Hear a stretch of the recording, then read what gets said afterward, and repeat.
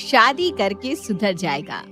अपने बिस्तर पर आराम से अपने हाथ और पैरों को फैलाकर सोया हुआ राज नींद में बड़बड़ाता हुआ खुद से कुछ कहता है।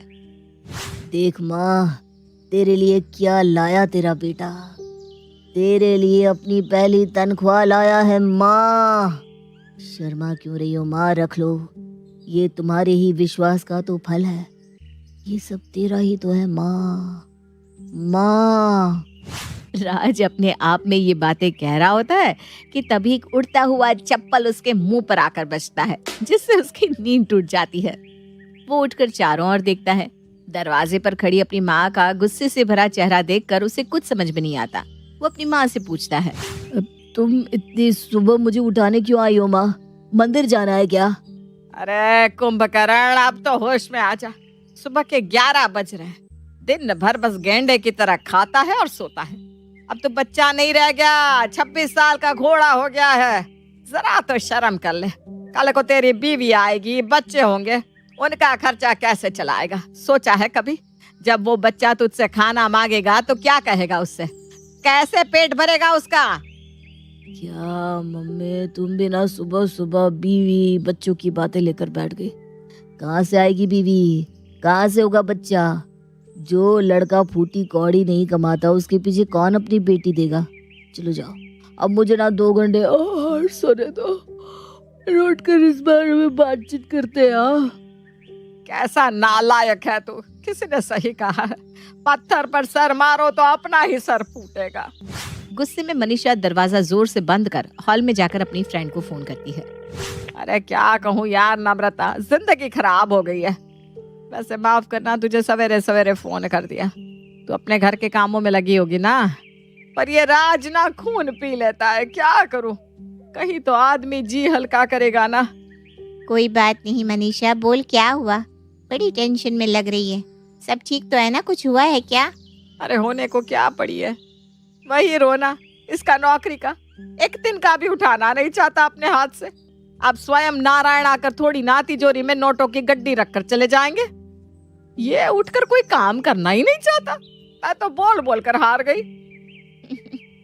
बस इतनी सी बात, तो इतना परेशान हो रही है? अरे भाई, ये आजकल हर घर का किस्सा हो गया है। मेरा देवर भी ना बिल्कुल ऐसा ही निकम्मा नकारा था, पर जैसे ही उसकी शादी करवाई बिल्कुल लाइन पर आ गया। अरे पर इससे शादी करेगा कौन? और कल को मान लो कोई लड़की मिल भी गई तो कमाएगा कौन? कहाँ से घर चलेगा? तो मैंने कब कहा कि घर पर बैठने वाली लड़की लेकर आ? वर्किंग लड़की ला जो खुद जॉब करे, और उससे काम करता देखकर इससे भी शर्मा ही जाएगी और फिर दोनों काम करने लगेंगे। फिर क्या घर संभलना, खुद ही संभल जाएगा। अरे वाह, क्या बात कही है तूने नम्रता। ये तो मैंने सोचा ही नहीं था। तो इंतजार किसका? कर दे शादी, सुधर जाएगा। मनीषा को अपनी सहेली का आइडिया बड़ा अच्छा लगता है। वो इस बारे में अपने बेटे से बात करती है। काम तो तू करता नहीं, कम से कम तेरी जान पहचान की कोई लड़की तो होगी ना जिसकी नौकरी लग गई हो। कोई पसंद है तो बात आगे बढ़ा। क्या मम्मी, मुझे कौन पसंद होगी? कोई भी नहीं है। पढ़ाई नहीं की समझ में आता है, नौकरी नहीं की वो भी समझ लिया मैंने, पर एक ढंग की लड़की तक नहीं ढूंढ पाया तू। भगवान जाने क्यों हमने तुझे कॉलेज भेजा, क्यों ही पैसों में आग लगाई। एक अच्छी कमाने वाली लड़की आ जाती तो कम से कम तेरा खर्चा तो उठा लेती। इस उम्र में मेरी छाती पर मूंग तो नहीं डलता तू। मेरा क्या है, कितने दिन जीऊंगी मैं? फिर मारा मारा फिरेगा तब याद आएगी माँ की बात है। ये क्या कह दिया मम्मी तुमने आज? तुमने ना मेरे अंदर के इंसान को जगा दिया है मम्मी। अब तो मैं लड़की ढूंढ कर ही रहूंगा। और इस बात को पहली बार राज इतना सीरियसली ले लेता है कि मैट्रिमोनियल साइट पर अपना एक नकली प्रोफाइल बनाता है, जिस पर वो खुद को एक कंपनी का मैनेजर दिखाता है। और उसकी प्रोफाइल देखकर स्नेहा उसे कांटेक्ट करती है। इस लड़की ने मुझे मैसेज किया है, 50,000 कमाती है ये। अब तो इस लड़की को हाथ से जाने नहीं दूंगा। अगर इसे बहू बना दिया तो मम्मी की सारी शिकायत खत्म हो जाएगी। राज रोज स्नेहा से बातें करने लग जाता है और स्नेहा भी राज की बातों में दिलचस्पी लेने लगती है।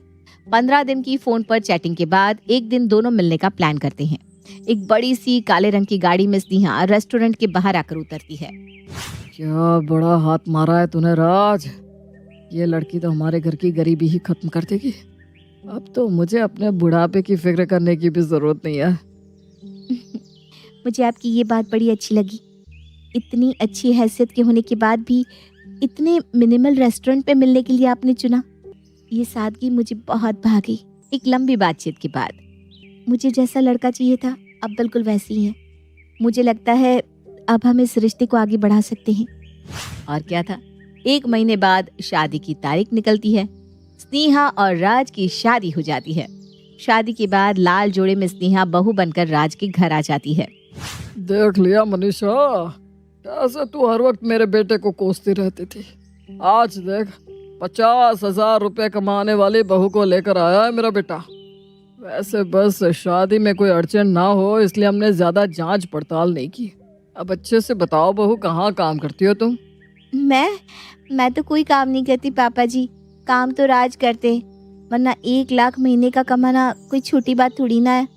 मैंने तो जैसे ही उनकी प्रोफाइल देखी थी मैं फिदा हो गई थी। मैं ना हमेशा से ऐसा ही लड़का चाहती थी जो बहुत अच्छा कमाए और उसके पैसों पर मैं राज करूं। स्नेहा की बातें सुनते ही नम्रता सबसे पहले कोना पकड़ लेती है। आखिरकार बेटे की शादी करने का सुझाव भी तो उसी का था। मनीषा का सर चकराने लगता है। अगर तू कमाती ही नहीं है तो वो सब क्या था? तेरा गाड़ी से आना, वो सब दिखावा ही था मम्मी जी। अब अमीर लड़का पटाना है तो इतना तो करना ही पड़ेगा ना।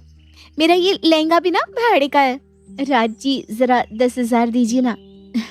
2 घंटे बाद दुकान वाले इसे लेने आएंगे। लहंगे का रेट ही है ये।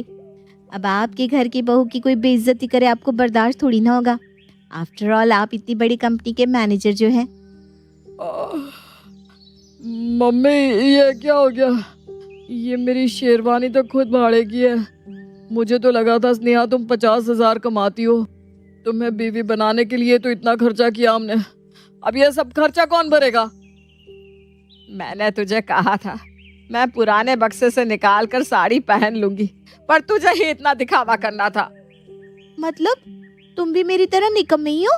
हे भगवान, इतना ड्रामा करने का क्या ही फायदा हुआ।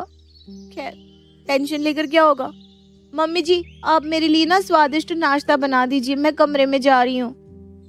ये तो बिल्कुल मेरी ही कॉपी आ गई मम्मी। अच्छा बना ही रही हो तो मेरे लिए भी कुछ बना देना। मैं भी एक नींद ले ही लेता हूँ। ये लड़का, अब तो मुझे कुछ करना ही पड़ेगा। शाम के वक्त दोनों मियाँ बीवी आराम से अंगड़ाइयाँ लेते हुए उठते हैं और पैर फैलाकर टीवी देखने लगते हैं। एक दिन तेरा पति इस टीवी के अंदर आएगा, देखना स्नेहा। और पिक्चर की हीरोइन आपकी बीवी होगी राज, देख लेना। करना धरना कुछ नहीं दोनों निकम्मों को। बात दुनिया भर की करवा लो इनसे। टीवी बंद करो। खर्चा कैसे चलेगा इसकी फिक्र है नहीं, और टीवी का बिजली का बिल अलग बढ़ा रहे हो। मम्मी जी इतना टेंशन क्यों लेती है? राज ने समझाओ ना, एक ही लाइफ है। टेंशन ना ले वरना तबीयत बिगड़ जाएगी। अब टेंशन मत लीजिए मम्मी जी। जैसे हम दोनों ने एक दूसरे को फंसाया था वैसे ही किसी नए आदमी को मुर्गा बनाकर पैसे कमा ही लेंगे। मनीषा के पास निकम्मा राज क्या कम था, जो अब निकम्मी स्नेहा भी आ गई थी। और अगली सुबह 11 बजे तक दोनों आराम से घोड़े बेचकर सोते रहते हैं, मानो तिजोरी में उनके लिए पुश्तैनी धन रखा हो। बेफिक्रों की तरह बिस्तर पर पड़े हुए नए युगल जोड़े पर एक बाल्टी पानी मारकर मनीषा उन्हें जगाती हुए कहती है, उठो उठो, सपने से बाहर आ जाइए महाराजा महारानी जी। मैंने खर्च निकालने का उपाय ढूंढ लिया है। देख लिया स्नेहा, मुझे पता था मम्मी कुछ ना कुछ इंतजाम कर ही लेगी। वैसे क्या उपाय निकाला है मम्मी तुमने? और तुम्हारे हाथ में ये इतने बड़े बड़े बैग क्यों हैं? हमें हनीमून पर भेज रही हो ना तुम। पर तुम्हारे पास इतने पैसे कहाँ से आए मम्मी? छिपा कर रखे थे क्या? मैंने इस घर को किराए पर लगा दिया है। अपना अपना सामान पैक करो, हम कहीं और जाकर रहेंगे। और अपना अपना सामान बांधकर स्नेहा, राज, प्रेम और मनीषा घर से निकलने को तैयार हो जाते हैं। तभी राज कहता है, बेघर क्यों कर रही हो? कमा लूंगा ना मम्मी।